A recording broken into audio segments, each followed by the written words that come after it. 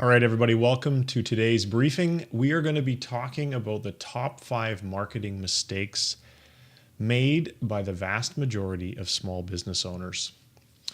So the big problem when you're a small business owner is that most often you don't understand online marketing very well.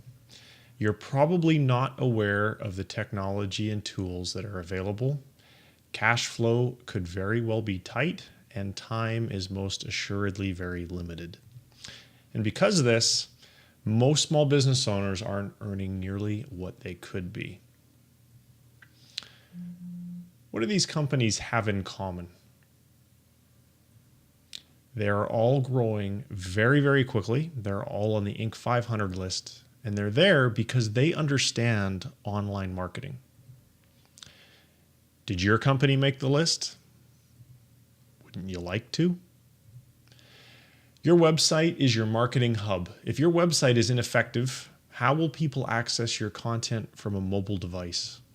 How will local buyers find you? How will prospective customers research your company? How will prospects determine if you are credible? How will you build a mailing list of prospective customers? How will you become a thought leader in your niche? You can't do any of this stuff without an effective website. So let's talk about marketing mistake number 1, and that is users cannot view your site from their mobile device. There are 6.8 billion people on the planet, and 4 billion of them use a mobile phone. Surprisingly, only 3.5 billion actually use a toothbrush. 25% of Americans use only a mobile device to access the internet. And there are now 5 times as many cell phones in the world as there are PCs. So if your website has flash content, it cannot be seen on most of these mobile devices. And depending upon how your website was built, even if it doesn't have flash content, it probably does not display very well, if at all, on most mobile devices. Marketing mistake number 2, failure to blog. There's plenty of benefits of blogging. You'll have more pages, which means more pages on your site, which means visitors will spend more time on your website. People will begin to view you as the expert in your industry. You'll provide answers to all of the questions that your customers have. Other companies in your industry will seek you out as an expert, and this will give you additional exposure. You'll show your customers you actually care about them.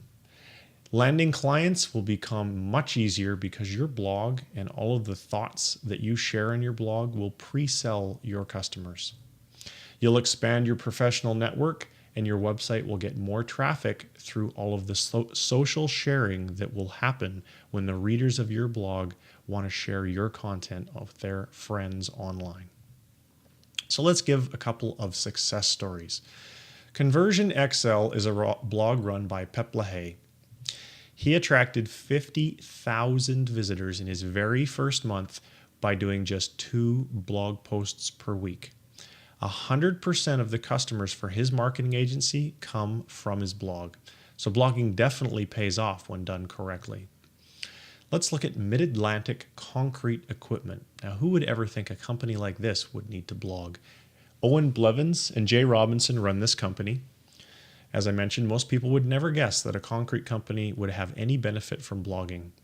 Their YouTube videos have been viewed over 101,000 times. Talk about a ton of additional exposure for your brand. Let's look at another success story, Yale Appliance and Lighting. It's run by Steve Scheinkopf. Their YouTube videos have been viewed over 464,000 times. They have 2,002 Facebook fans, 500 RSS subscribers, and as you can see by the chart in the bottom right-hand corner of the screen, the traffic to their blog is steadily rising with just over 18,000 visitors in the last month. If these companies can benefit from blogging, couldn't yours? Marketing mistake number 3, failure to leverage social networks. Social media is hot, and one of the leading websites is the Social Media Examiner. It's about 3 years old. It has 188,000 email subscribers, and that's growing every day. It's the number 2 most popular blog for small businesses in the United States, and traffic to their blog from search engines is rising fast. And all that traffic, by the way, is free traffic. Let's have a look at some social media trends. 76% of people surveyed in the 2012 Social Media Marketing Industry Report plan to increase their use of YouTube. 72% plan to increase their use of Facebook. 69% plan to increase their use of Twitter. And 68% plan to increase their use of blogs. Do you think that people would be planning on increasing their use of things that weren't working for them? Let's look at marketing mistake number 4, failure to build a list of subscribers. So there's 2 blogs here that I've highlighted, chrisbrogan.com and socialmediaexaminer.com. Just wanted to show those so you can see how they're building that list of subscribers. You see the little form on each one. With Chris's blog, it's by the cup of coffee. And with the Social Media Examiner, it's just down on the right in the right sidebar. So when you do this, when you build a list of subscribers, you can pull traffic to your site on demand. If they're not a subscriber, they come once, they may never come back, and you can't get them there. You can also increase engagement because every time you pull a subscriber back to your blog to read your content, your relationship with them increases. You can also create cash on demand. When you have a relationship and you have a mailing list and you want to launch products or promotions or run live events or do anything of the sort, all of that can be cash on demand for your business. In other words, having a subscriber list is kind of like having your very own ATM machine. As well, if you're in an industry where joint ventures are possible, which is most industries, without a mailing list, creating joint ventures gets a whole lot more difficult. Most importantly, though, having subscribers allows you to build what we're going to talk about in mistake number 5. Marketing mistake number 5 is the failure to understand buying psychology. People do not buy anything until all their questions are answered.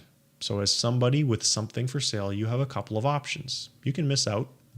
You can manually answer the same questions over and over and over again, or you can build an automated lead nurturing sequence to help you turn leads into customers. So let's have a look at what this lead nurturing sequence is. It's called a sales funnel. So you can see the image there. You get lots of leads in the top. Some of those leads become prospects and some of those leads become customers. But how is that done? Well, prospects want answers to their questions. So you got to figure out, well, what do prospects want to know?